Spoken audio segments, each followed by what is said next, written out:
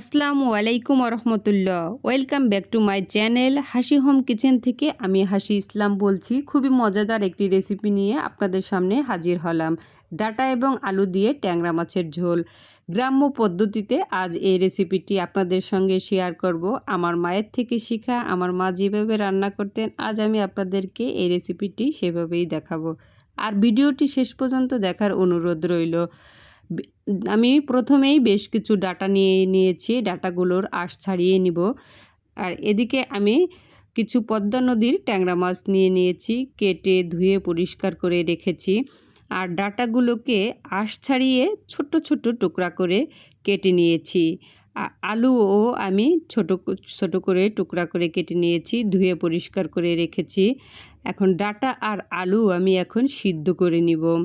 Data থেকে যে একটা গন্ধ থাকে, এটা সিদ্ধ করে পানি ফেলে দিলে সেই গন্ধটা থাকবে না।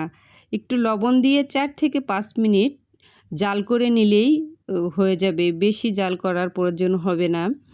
তারপরে এখন আমার সিদ্ধ করা হয়ে গিয়েছে, পানি ঝরিয়ে নিলাম। এদিকে আমি চুলায় কড়াই দিয়ে দিচ্ছি, কড়াই দিয়ে এখন তেল দিয়ে দিচ্ছি। তেলের মধ্যে হাফ কাপ পরিমাণ পেঁয়াজ কুচি দিয়ে দেব। পেঁয়াজটা বেশি সময় ভাজার প্রয়োজন হবে না, একটু লাল লাল করে ভেজে নিলেই হবে।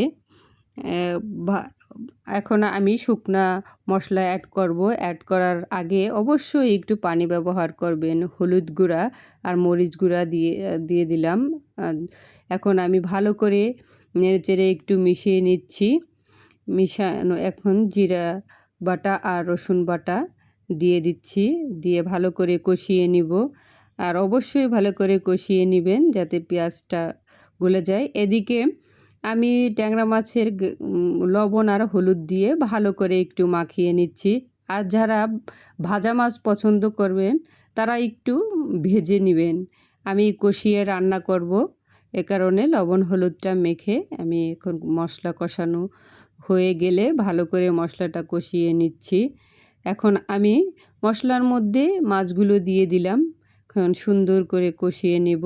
দুফালা করে মরিচ কেটে রেখেছিলাম, বেশ কিছু কাঁচামরিচ ব্যবহার করলাম। এখন ভালো করে নেড়েচেড়ে কষিয়ে নিচ্ছি। মাছটা ভালো করে অবশ্যই কষিয়ে নেবেন, তাহলে মাছের যে একটা গন্ধ থাকে এটা আর থাকবে না।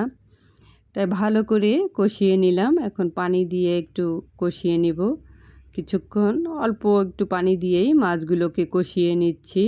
আমি এখন ঢেকে দিয়ে 5 থেকে 6 মিনিট জাল করে নেব। আমার কষানো হয়ে গিয়েছে, এখন আমি সব মাছগুলোকে তুলে নিব। আমি একটা পাত্রে তুলে রাখছি মাছগুলো, আর ওই বাকি মশলার মধ্যেই ডাটা আর আলু দিয়ে কষিয়ে নেব। কষানোর জন্য পানি ব্যবহার করতে হবে না, যেহেতু আমি আগে থেকে একটু ডাটা আর আলু সিদ্ধ করে নিয়েছিলাম, এ কারণে। আর কষানোর জন্য আলাদা কোনো পানি ব্যবহার করার প্রয়োজন হবে না। ভালো করে মশলার সঙ্গে কষিয়ে নিয়ে ঝোলের পানি দিয়ে দিচ্ছি। ঝোলের পানি দিয়ে দিলাম। এখন আমি কিছুক্ষণ জাল করে ঝোলের মধ্যে মাছগুলো দিয়ে দিয়েছি। এখন 8 থেকে 10 মিনিট জাল করে নিতে হবে। এভাবে করে আমি 8 থেকে 10 মিনিট জাল করে নিব। আর যদি যারা এখনও ডাটা আর আলু দিয়ে ট্যাংরা মাছ খাননি, একবার খেয়ে দেখবেন, বারবার খেতে মন চাবে। খুব মজাদার একটি খাবার, খুব লোভনীয় খাবার। দেখুন আমার রান্নাটাও হয়ে গিয়েছে, কত সুন্দর দেখেই মনে হচ্ছে এখনই গরম ভাতের সঙ্গে খেয়ে নেই। তাই আপনারাও একবার ট্রাই করে দেখবেন, অনুরোধ রইল, খুবই ভালো লাগবে। ডাটা আর আলু দিয়ে ট্যাংরা মাছের ঝোল এখন আমি আপনাদেরকে পরিবেশন করে দেখাবো। চলুন আমরা পরিবেশন করি, দেখতে থাকি। আর আপনাদের যদি আমার ভিডিওটি ভালো লাগে তাহলে আমার চ্যানেলটি অবশ্যই সাবস্ক্রাইব করে পাশে থাকবেন, লাইক কমেন্ট করবেন। আর যদি ফেসবুক থেকে দেখে থাকেন তাহলে লাইক কমেন্ট শেয়ার এবং আমার পেজটি ফলো দিয়ে অবশ্যই পাশে থাকবেন। সবাই ভালো থাকবেন, সুস্থ থাকবেন, সবার সুস্থতা কামনা করছি। আমার জন্য দোয়া করবেন। পরবর্তী কোনো এক ভিডিও নিয়ে আবারও আমি আপনাদের মাঝে হাজির হব। সেই পর্যন্ত সবাই ভালো থাকবেন, সুস্থ থাকবেন। আল্লাহ হাফেজ।